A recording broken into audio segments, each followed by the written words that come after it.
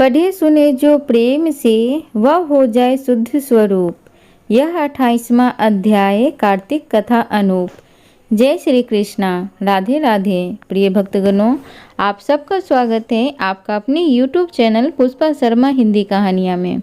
आज मैं आप सबको कार्तिक मास महात्म्य का अध्याय 28, 29 और 30 को श्रवण कराऊंगी।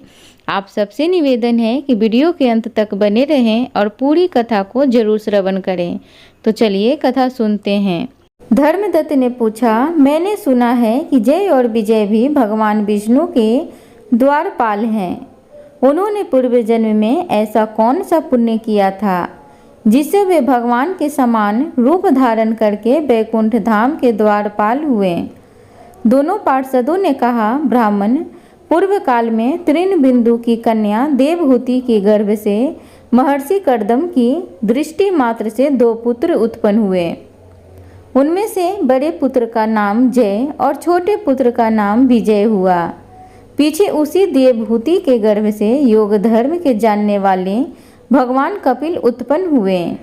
जय और विजय सदा भगवान की भक्ति में तत्पर रहते थे। वे नित्य अष्टाक्षर मंत्र का जाप और वैष्णव व्रतों का पालन करते थे। एक समय राजा मरुत ने उन दोनों को अपने यज्ञ में बुलाया। वहां जय ब्रह्मा बनाए गए और विजय आचार्य। उन्होंने यज्ञ की संपूर्ण विधि पूर्ण की। यज्ञ के अंत में अभृत स्थान के पश्चात राजा मरुत ने उन दोनों को बहुत धन दिया। धन लेकर दोनों भाई अपने आश्रम पर आ गए। वहां उस धन का विभाग करते समय दोनों में परस्पर लाग डांट पैदा हो गई। जय ने कहा, इस धन को बराबर बराबर बांट लिया जाए। विजय का कहना था, नहीं, जिसको जो मिला है वह उसी के पास रहे। तब जय ने क्रोध में आकर लोभी विजय को श्राप दे दिया, तुम ग्रहण करके देते नहीं हो, इसलिए ग्राह अर्थात मगरमच्छ हो जाओ। जय के श्राप को सुनकर विजय ने भी श्राप दे दिया, तुमने मद से भ्रांत होकर श्राप दिया है, इसलिए तुम मतंग अर्थात हाथी की योनि में जाओ। तत्पश्चात उन्होंने भगवान से श्राप निवृत्ति के लिए प्रार्थना की। श्री भगवान ने कहा, तुम मेरे भक्त हो, तुम्हारा वचन कभी असत्य नहीं होगा।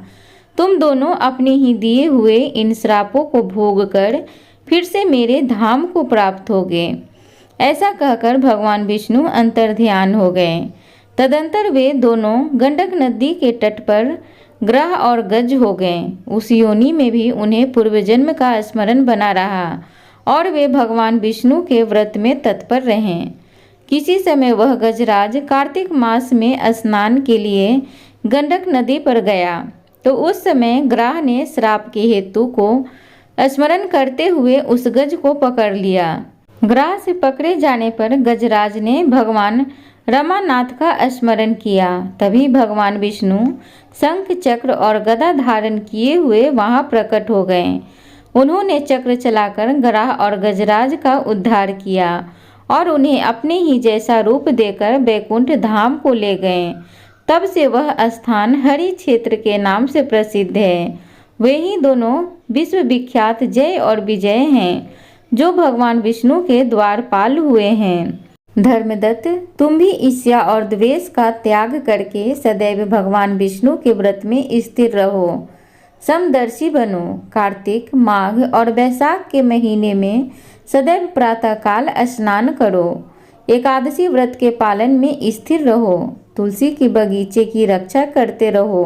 ऐसा करने से तुम भी शरीर का अंत होने पर भगवान विष्णु के परम पद को प्राप्त होवोगे। भगवान विष्णु को संतुष्ट करने वाले तुम्हारे इस व्रत से बढ़कर न यज्ञ है, न दान है और न तीर्थ ही है। विप्रवर, तुम धन्य हो, जिसके व्रत के आधे भाग का फल पाकर यह स्त्री हमारे द्वारा बैकुंठ धाम में ले जाई जा रही है। नारद जी बोले, हे राजन, धर्मदत्त को इस प्रकार उपदेश देकर वे दोनों विमानचारी पार्षद उस कलाह के साथ बैकुंठ धाम को चले गए। धर्मदत्त जीवन भर भगवान के व्रत में स्थिर रहे और देहावसान के बाद उन्होंने अपनी दोनों स्त्रियों के साथ बैकुंठ धाम प्राप्त कर लिया। इस प्राचीन इतिहास को जो सुनता है और सुनाता है वह जगत गुरु भगवान की कृपा से उनका सानिध्य प्राप्त कराने वाली उत्तम गति को प्राप्त करता है। प्रिय भक्तगणों, तो अब हम सब कार्तिक मास महात्म्य का अध्याय 29वां को बड़े ही प्रसन्नचित्त मन के साथ श्रवण करेंगे। तो चलिए कथा सुनते हैं। राजा पृथु ने कहा, हे मुनि श्रेष्ठ, आपने कलह द्वारा मुक्ति पाए जाने का वृतांत मुझसे कहा, जिसे मैंने ध्यानपूर्वक सुना। हे नारद जी, यह काम उन दोनों नदियों के प्रभाव से हुआ था।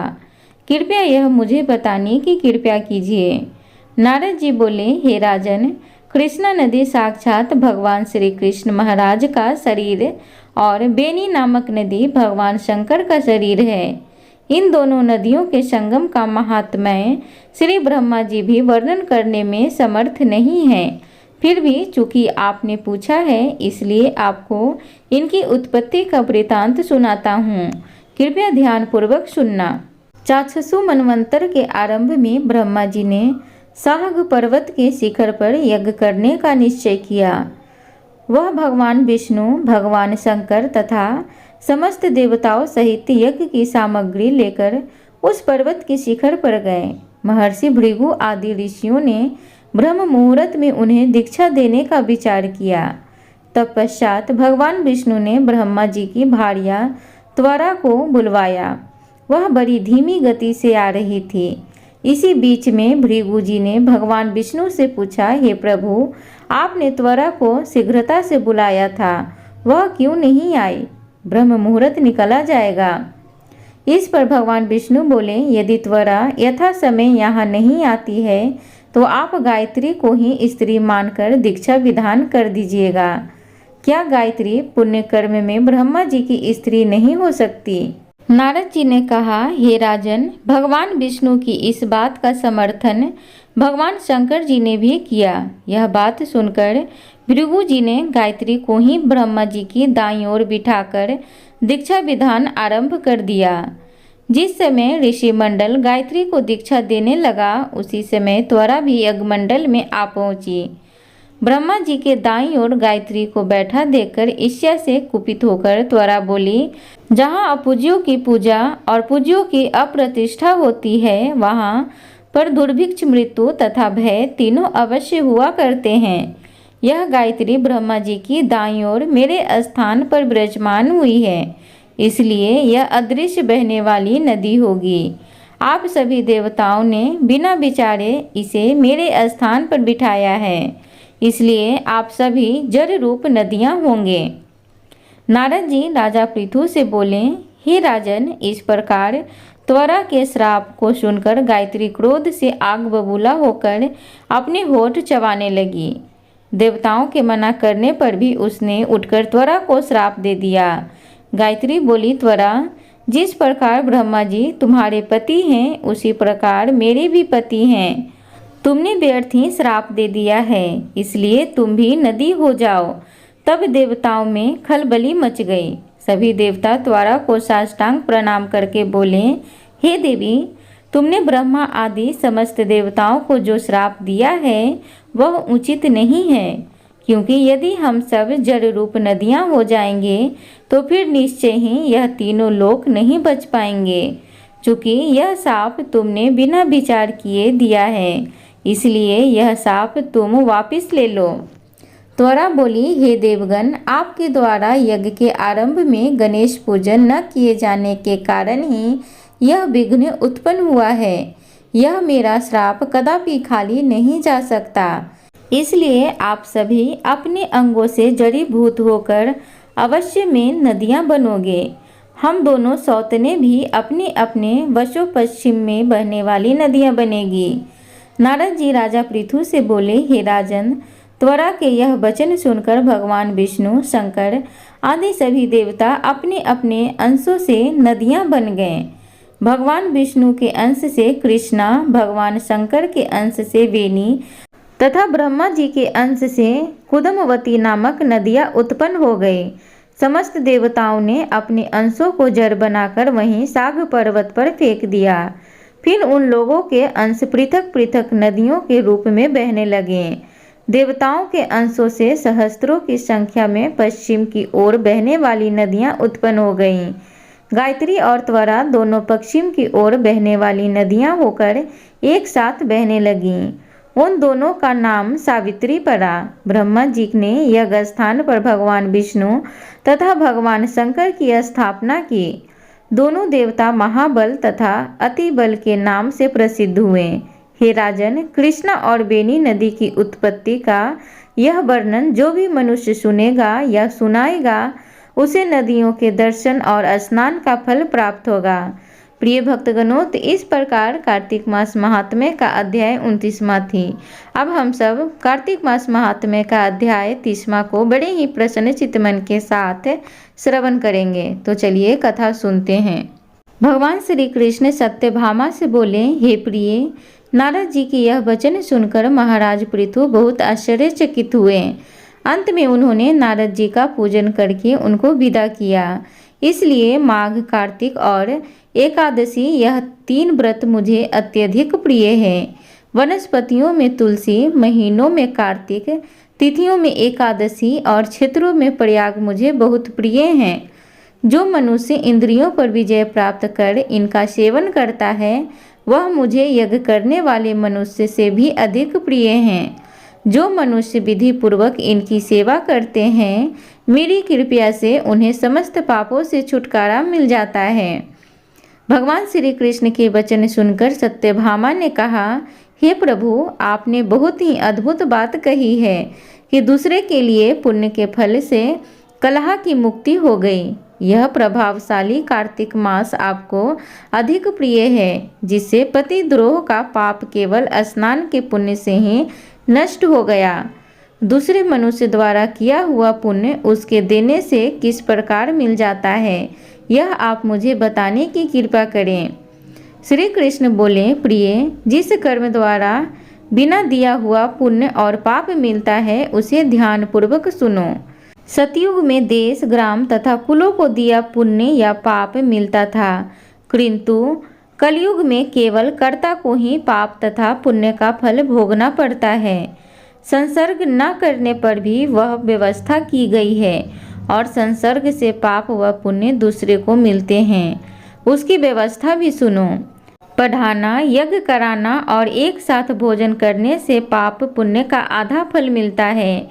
एक आसन पर बैठने तथा सवारी पर चढ़ने से, श्वास के आने जाने से पुण्य व पाप का चौथा भाग जीवन मात्र को मिलता है। छूने से, भोजन करने से और दूसरे की स्तुति करने से पुण्य और पाप का 6वां भाग मिलता है। दूसरे की निंदा, चुगली और धिक्कार करने से उसका 7वां भाग मिलता है। पुण्य करने वाले मनुष्यों की जो कोई सेवा करता है वह सेवा का भाग लेता है और अपना पुण्य उसे देता है। नौकर और शिष्य के अतिरिक्त जो मनुष्य दूसरे से सेवा करवाकर उसे पैसे नहीं देता वह सेवक उसके पुण्य का भागी होता है। जो व्यक्ति पंक्ति में बैठे हुए भोजन करने वालों की पत्तल लांघता है वह उसे जिसकी पत्तल उसने लांघी है उसके पुण्य का 6वां भाग देता है। स्नान तथा ध्यान आदि करते हुए मनुष्य से जो व्यक्ति बातचीत करता है या उसे छूता है वह अपने पुण्य का 6वां भाग दे डालता है। जो मनुष्य अपने धर्म कार्य के लिए दूसरे से धन मांगता है वह पुण्य का भागी होता है। ठीक उसी प्रकार जिस प्रकार की दान करने वाला पुण्य का भागी होता है, जो मनुष्य धर्म का उपदेश करता है और उसके बाद सुनने वाले से याचना करता है वह अपने पुण्य का 6वां भाग उसे दे देता है। जो मनुष्य दूसरों का धन चुराकर उससे धर्म करता है वह चोरी का फल भोगता है और शीघ्र ही निर्धन हो जाता है। और जिसका धन चुराता है वह पुण्य का भागी होता है। बिना ऋण उतारे जो मनुष्य मृत्यु को प्राप्त होता है उनको ऋण देने वाले सज्जन पुरुष पुण्य के भागी होते हैं। शिक्षा देने वाला, सलाह देने वाला, सामग्री को जुटाने वाला तथा प्रेरणा देने वाला यह पाप और पुण्य के 6ठे भाग को प्राप्त करते हैं। राजा प्रजा के पाप पुण्य के षष्ठांश का भोगी होता है। गुरु शिष्यों का, पति पत्नी का, पिता पुत्र का, स्त्री पति के लिए पुण्य का छठा भाग पाती है। पति को प्रसन्न करने वाली आज्ञाकारी स्त्री पति के लिए पुण्य का आधा भाग ले लेती है। जो पुण्य आत्मा पराये लोगों को दान करते हैं वह उनके पुण्य का छठा भाग प्राप्त करते हैं। जीविका देने वाला मनुष्य जीविका ग्रहण करने वाले मनुष्यों के पुण्य के छठे भाग को प्राप्त करता है। इस प्रकार दूसरों के लिए पुण्य अथवा पाप बिना किए भी दूसरों को मिल सकते हैं, किंतु यह नियम जो कि मैंने बताए हैं ये कलयुग में लागू नहीं होते हैं। कलयुग में एकमात्र कर्ता को ही अपने पाप व पुण्य भोगने पड़ते हैं। इस संबंध में एक बड़ा पुराना इतिहास है जो कि पवित्र भी है और बुद्धि प्रदान करने वाला कहा जाता है। उसे ध्यान पूर्वक सुनो। प्रिय भक्तगणों, तो इस कथा को आगे की 31वें अध्याय में श्रवण करेंगे। तब तक के लिए तुलसी माता की छोटी सी कथा को बड़े ही प्रसन्न चित्त मन के साथ श्रवण करिए। तो चलिए कथा सुनते हैं। कार्तिक महीने में सब औरतें तुलसी माता को सींचने जाती थी। सब तो सींच कर आ जाती, परंतु एक बूढ़ी माई आती और कहती, हे तुलसी माता, सत की दाता, मैं तेरी बिड़ला सींचती हूँ, तू कर निस्तारा मेरा। तुलसी माता अडुआ दे, लडुआ दे, पीताम्बर की धोती दे, मीठा मीठा घास दे, बैकुंठ का बास दे, चटक की चाल दे, पटक की मौत दे, चंदन की काठ दे, झालर की झनकार दे, साई का राज दे, दाल भात का जमीन दे, ग्यारस की मौत दे, श्री कृष्णचंद्र का कांधा दे। यह बात सुनकर तुलसी माता सूखने लगी। भगवान ने पूछा कि हे तुलसी, तुम क्यों सूख रही हो? तुम्हारे पास इतनी औरतें रोज आती हैं, तुम्हें मीठा भोग लगाती हैं, गीत गाती हैं। तुलसी माता ने कहा, एक बूढ़ी माई रोज आती हैं और इस तरह की बात कह जाती हैं। मैं सब बात तो पूरी कर दूंगी, पर कृष्ण का कांधा कहाँ से दूंगी? भगवान बोले, वह मरेगी तो कांधा मैं दे आऊँगा। कुछ समय पश्चात बूढ़ी माई का देहांत हो गया। सारे गांव वाले एकत्रित हो गए और बूढ़ी माई को ले जाने लगे, पर वह इतनी भारी हो गई कि किसी से भी नहीं उठी। सबने कहा, इतना पूजा पाठ करती थी, पाप नष्ट होने की माला फेरती थी, फिर भी इतनी भारी कैसे हो गई?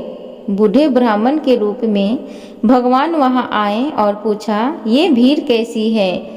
तब वहां खड़े लोग बोले, ये बूढ़ी माई मर गई है, पापिन थी इसलिए भारी हो गई है, किसी से भी उठ नहीं रही है। भगवान ने कहा, मुझे इसके कान में एक बात कहने दो, शायद उठ जाए। भगवान ने बूढ़ी माई के पास जाकर कान में कहा, बूढ़ी माई, मन की निकाल ले, अडुआ ले, लडुआ ले, पीताम्बर की धोती ले, मीठा मीठा घास ले, बैकुंठ का बास ले, चटक की चाल ले, चंदन की काठ ले, झालर की झंकार ले, दाल भात का जमीन ले और कृष्ण का कांधा भी ले। इतना सुनना था कि बूढ़ी माई हल्की हो गई। भगवान अपने कंधे पर ले गए और बुढ़िया माई को मुक्ति मिल गई। हे तुलसी माता, जैसे मुक्ति बूढ़ी माई को करी वैसी हमारी भी करना, और जैसे उसको कांधा मिला वैसे सभी को देना। बोलो तुलसी माता की जय। प्रिय भक्तगण, तो इस प्रकार तुलसी माता की कथा थी। उम्मीद करूंगी आज की ये कथा आप सबको अच्छी लगी हो, तो कृपया चैनल को लाइक शेयर सब्सक्राइब जरूर करें। कमेंट बॉक्स में जय श्री कृष्ण जरूर लिखें। धन्यवाद।